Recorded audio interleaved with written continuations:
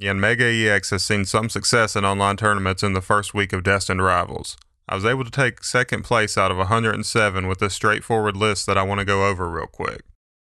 The list is pretty simple, with the most notable thing being I did not play the Iron Hands EX. Right now I'm not comfortable with the lightning energy and how to consistently get it into play at the right times.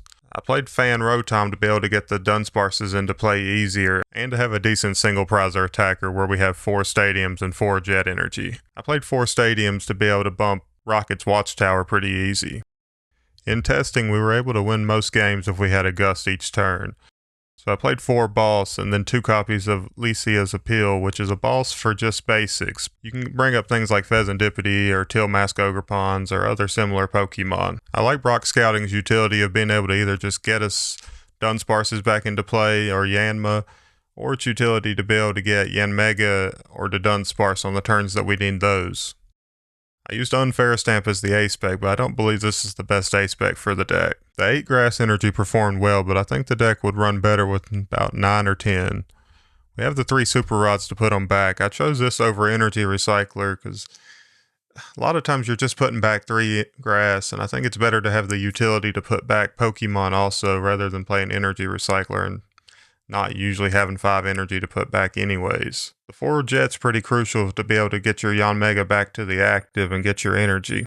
I've made a few updates to the deck, adding a 4th Yanmega and adding 2 Badoo because we were taking a lot of mulligans at 10 basics.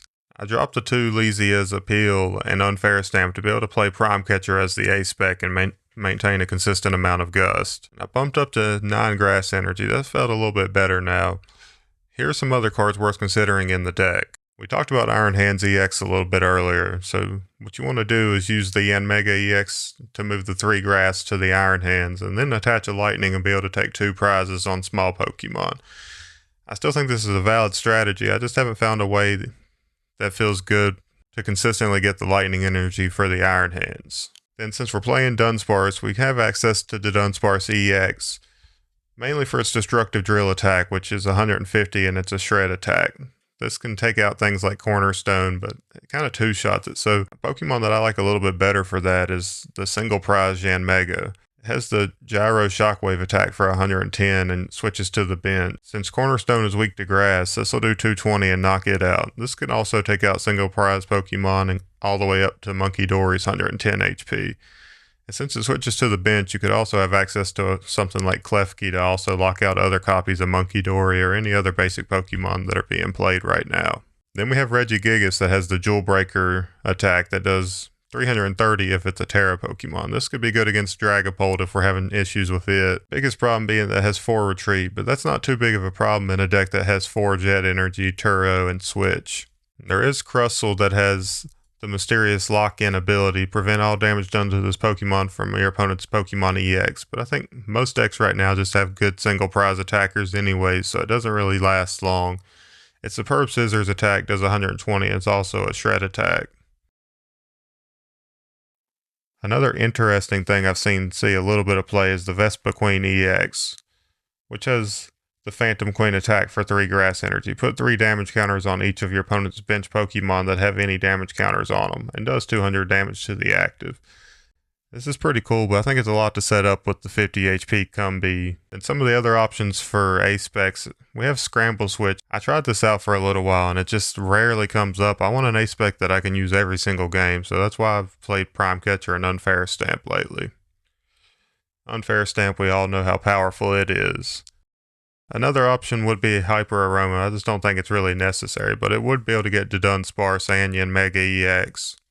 The Briar would be good with the Tealmask, but right now we don't have any Terra Pokemon in the deck. The tool card worth considering, Rigid Band. Your Stage 1 Pokemon take 30 less damage from attacks of your opponent's Pokemon.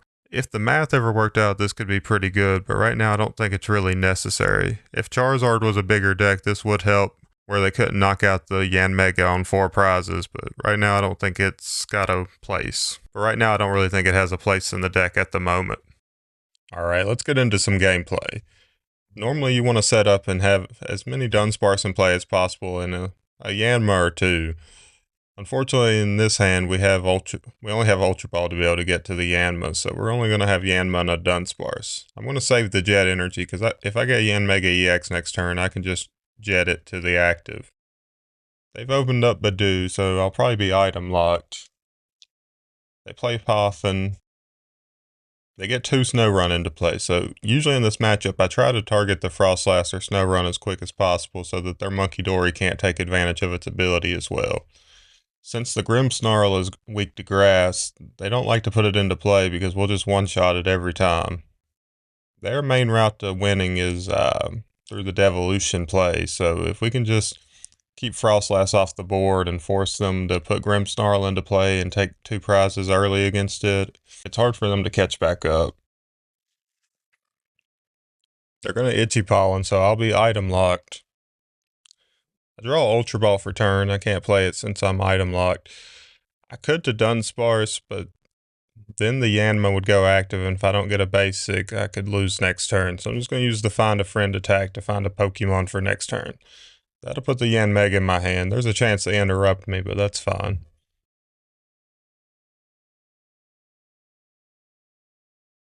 They evolve the Impidimp to the stage 1 Morgrim. Not too worried about Grimmsnarl unless they do a TM Devolution play. They're going to play Ultra Ball. Here's the first Frostlass. With that, they just hit Itchy Pollen again, so we're in a pretty good spot because we're going to be able to put this Yanmega. We just need energy.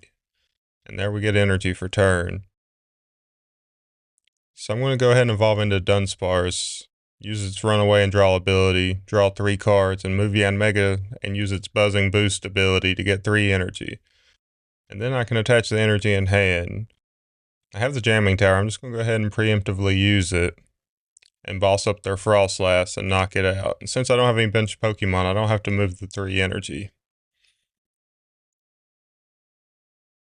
I like to keep a pretty simple board state against this deck since they have so much access to spread damage. They promote the Badoo. So they bump our Jamming Tower, which is going to protect us a little bit from TM Devo, but that's alright. I'm playing 2 Jamming Towers, so we still have access to another copy. They use the Artisan. I'm guessing they're going to find a Munkidori here. Alright, so they're actually playing Marnie's Morpeko, which is pretty interesting. They bring in the Grimmsnarl, so they're going to be able to get up to 5 energy. So they get all 5 copies. They put 3 of them on the Morpeko. Its attack does a base 20 damage and then 40 for each of those dark energies. So that's going to be 140 damage that the Morpeko can do right now. And it has free retreat. So technically it can 2-shot this Yanmega, and it looks like that's the route they're going to try to go. So we're going to have to get another basic down next turn. Alright, I draw Iono for turn. I'm going to use this Artisan to get a basic into play. I could go between Yanma and Dunsparce. We'll go with Dunsparce. Play Ultra Ball. A lot of times it's pretty hard to figure out what to discard in this deck. They're at 2 cards in hand, so I don't really want to use the Iono and reset their hand. So I'm going to bench Yanma, put the grass energy on it. And we'll Prime Catcher for this Grimmsnarl. I think it would have been better just to take out the Snow or maybe even the Morpeko, since the Morpeko is what's causing me issues, and now it's going to be able to return the KO. That's what happens when you get a little greedy and go for the 2-prizer that you don't need to go for yet.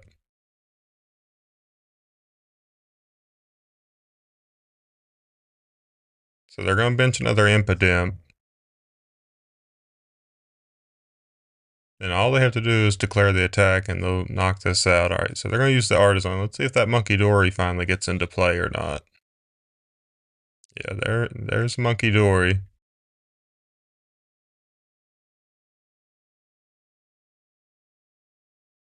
Alright, and here's the knockout.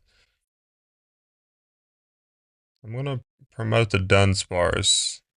It's going to be going back into the deck anyways.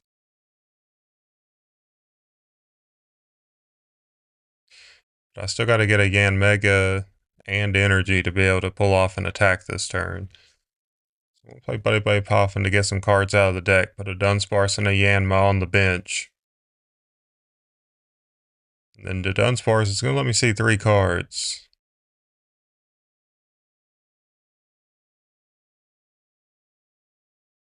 So we're going to use Artisan to thin out the deck a little bit more. And here's what's nice about the single or the free retreat Dunsparce. You can just promote it during the turn.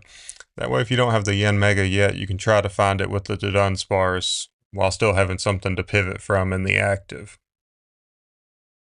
I'm going to put back energy so that if I do find the Yanma off this Iono, still don't have, we have Brock Scouting, which will be it next turn, but this turn I just don't have it. Yanma would do 60 damage to the Morpeko, so it wouldn't be enough for the knockout. So I'm just going to have to pass turn.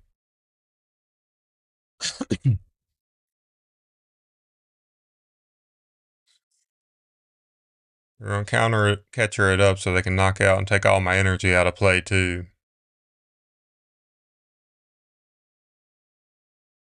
So what had been a promising position has gotten pretty tough. That's why I should have just took out the Morpeko instead of playing my prime catcher and chasing the 2-prizer.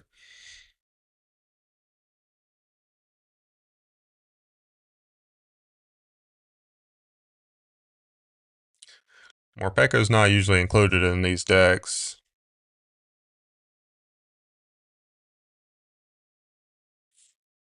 He's got dark energy, but since he doesn't have the Frost Slash, he hasn't been getting any damage counters on anything. Here's the knockout, and I can just promote the free retreat Dunsparce. I have Brock Scouting, so I do have a way to get Yanmega. I consider whether I should bench the Fez just because I don't want to put a 2-prizer in play if he's going to be able to easily take it out. I decided it's worth drawing the 3 cards. I'm going to use Runway and draw. Here I'm going to play the Brock Scouting to find an evolution. I thought about the Dunsparce for a minute, but then I'm going to get Yanmega just to make sure I have it in play. Looking at the energy, I'm going to go ahead and Super Rod. I had 5 energy in the discard pile. Just double check to make sure they were all 5 grass energy before I played it. Now I can jet energy the Fan Rotom to be able to take out the Morpeko and not have to put the 2-prizer in the active.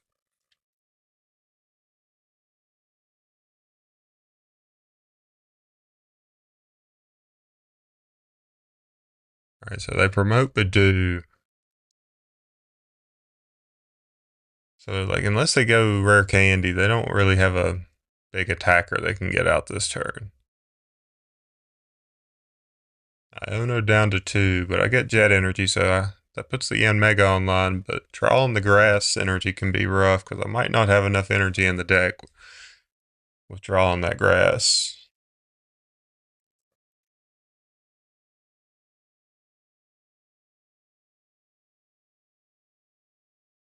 They Artisan another Monkey Dory into play, which hasn't really been working for him since there's no damage counters around.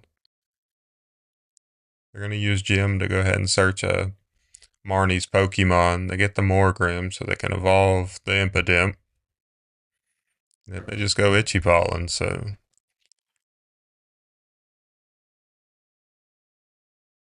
since there's a Stadium in play, I can just use the Fan Rotom. Here I'm trying to decide if I want to start putting energy on the Fez just in case I need to finish the game out with it. But I go ahead and put it on the Yanmega. They promote the Morgrim. The Gym can find them Grimmsnarl. I wonder if they have enough energy in deck after doing the Morpeko play. So they go Punk up. I mean, they only need 2 energy. They do have it. Alright, so let's see where they put this 30 damage on the bench. I'm assuming Yanmega to be able to bring its health down a little bit. Yeah, there we go.